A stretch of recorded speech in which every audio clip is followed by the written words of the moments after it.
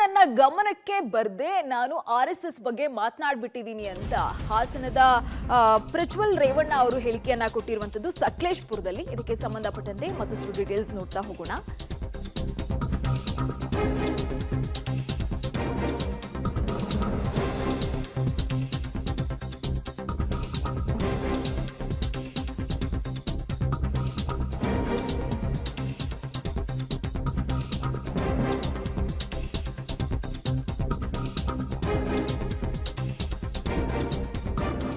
S, ನನ್ನ ಗಮನಕ್ಕೆ ಬಾರದೆ ನಾನು RSS ಬಗ್ಗೆ ಮಾತನಾಡ್ಬಿಟ್ಟಿದ್ದೀನಿ.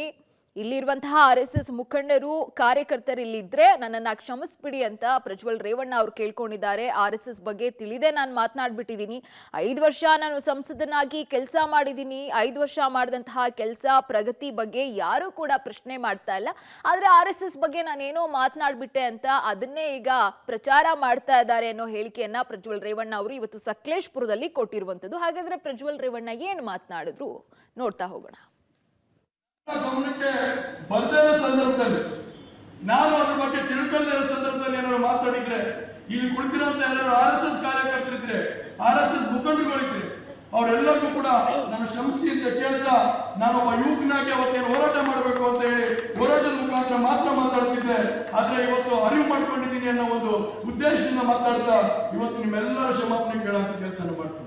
ಆಗ ಇವತ್ತು ನಮ್ಮ ಸನ್ಮಾನ್ಯ ಹಿರಿಯರಾದಂತ ರಾಧಾ ಮೋಹನ್ ದಾಸ್ ಅವರು ಹೇಳಿದ್ರು, ಇವತ್ತು ಕೇವಲ ನಮ್ಮ ಹೊಂದಾಣಿಕೆ ಇದೆ, ಇದು ಕಾಂಟ್ರಾಕ್ಟ್ ಮ್ಯಾರೇಜ್ ಅಲ್ಲ, ಇದು ನಾವು ಒಂದು ಏನು ಈ ಒಂದು 50 ವರ್ಷ 60 ವರ್ಷ ತಗೊಂಡೋಗುವಂತ ಕೆಲಸನ ಈ ಒಂದು ಒಗ್ಗಟ್ಟನ್ನ ಮಾಡುವಂತ ಕೆಲಸನ ಮಾಡ್ತೀನಿ ಅಂತ ಹಿರಿಯ ನಮ್ಮ ರಾಧಾ ಮೋಹನ್ ದಾಸ್ ಅವರು ಹೇಳಿದ್ರು.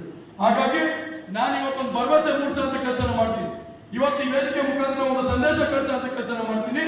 JDS ಮತ್ತು ಹಾಗೂ ಭಾರತೀಯ ಜನತಾ ಪಾರ್ಟಿಯ ಪ್ರತಿಯೊಬ್ಬ ಕಾರ್ಯಕರ್ತರನ್ನು ಗೌರವಿಸುವಂತ ಕೆಲಸನ ಮಾಡಿ ನಾನು ಖಂಡಿತವಾಗ್ಲೂ ಇಬ್ರು ಕಾರ್ಯಕರ್ತರನ್ನು ಒಗ್ಗಟ್ಟಾಗಿ ತಗೊಂಡೋಗುವಂತ ಕೆಲಸನ ಮುಂದಿನ ದಿವಸಗಳಲ್ಲಿ ಮಾಡ್ತೀನಿ ಅಂತ ಹೇಳಿ ಈ ವೇದಿಕೆ ಮುಖಾಂತರ ಹೇಳ್ತಾ, ನಿಮ್ಮೆಲ್ಲರ ಆಶೀರ್ವಾದ ಇರಲಿ.